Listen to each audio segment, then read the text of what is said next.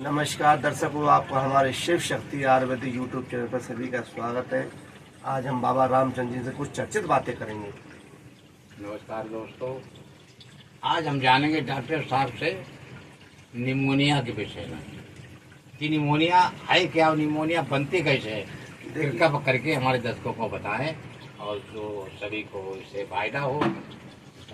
देखिए, मैं डॉक्टर राज। निमोनिया, बाबा जी ने बहुत अच्छा प्रश्न पूछा हमें। निमोनिया, देखिए, निमोनिया एक सर्दी प्रभाव होने की वजह से, सर्दी की वजह से निमोनिया की बीमारी बनती है। जैसे कि अधिक सर्दी बनने की वजह से हमको ठंड बैठ जाती है फेफड़ों के अंदर। ठंड बैठने की वजह से निमोनिया बन जाता है। अगर ठंड निमोनिया ये अगर ऊपर चढ़ गया इसके लिए तो जुकाम खांसी सर्दी बन जाएगी हमको। अगर पसलियों में बैठ गया तो हमारा निमोनिया की बीमारी बन जाती है। ये अधिकतर बीमारी कब बनती है? ये ज्यादा सर्दी पड़ने की वजह से निमोनिया बीमारी बन जाती है।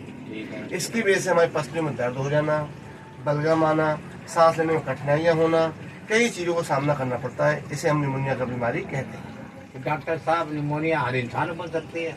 जो निमोनिया कमजोर इंसान होता है, बच्चे होते हैं जिन्हें शरीर में प्रोटीन या कमजोरी होती है, नहीं मिल पाता, उसकी वजह से निमोनिया बीमारी बन जाती है। हर इंसान को निमोनिया नहीं बनता है।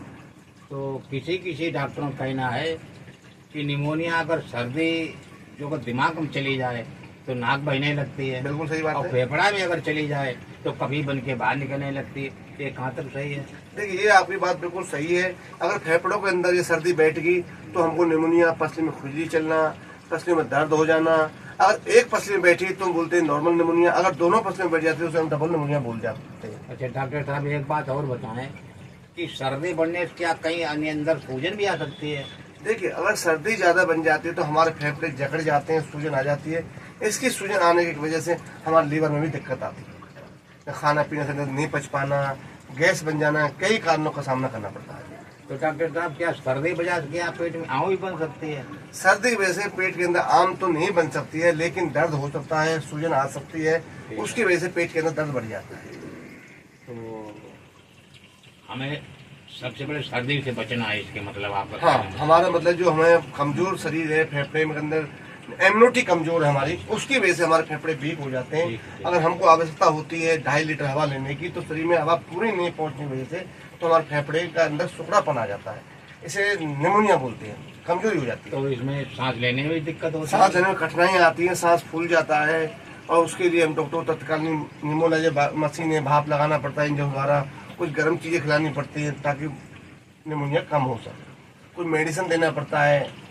उसकी वजह से हमारा निमोनिया, हम 2-3 दिन का पीरियड होता है ठीक करने के लिए, तो 2-3 दिन में पीरियड ठीक हो जाता है निमोनिया। तो इसके मतलब हमें रख रखाव करना शरीर के अच्छी तरीके हाँ, से। देखिए, शरीर के लिए देख रेख बहुत जरूरी है। और दूसरी बात क्या है, आपको सर्दी के प्रभाव से जिन व्यक्तियों को या बच्चों को निमोनिया है, किसी माता बहन के बच्चे को निमोनिया है, या किसी बुजुर्ग को निमोनिया बन जाता है, पसलें चलती है, फेफड़ों में सकारात्मक रोग बन जाता है, तो उसकी वजह से उनको सर्दी वाली चीजों से बचना है। तो इसके मतलब बच्चे की सर्दी बचाने के लिए माताओं बहनों को भी बहुत सुरक्षा रखनी बिल्कुल, चाहिए। जैसे माँ का शरीर दूध की। बच्चा पीता है, तो उनको सर्दी में बर्तन ना मांजने चाहिए, ठंड में कपड़े नहीं धोने चाहिए। ज्यादातर ये बीमारी सर्दियों में फैलती है, जैसे कि कोहरा कट रहा है, उस टाइम गर्मी होने, सर्दी होने की वजह से ये निमोनिया की बीमारी बनती है।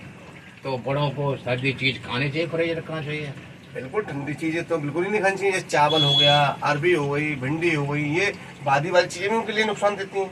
सर्दी की चीज तो कोई भी उनको नहीं खानी चाहिए। ये ठंडा पानी, कोल्ड ड्रिंक, पेप्सी, काफी चीजें हैं, ये इनको बिल्कुल नहीं खाना चाहिए।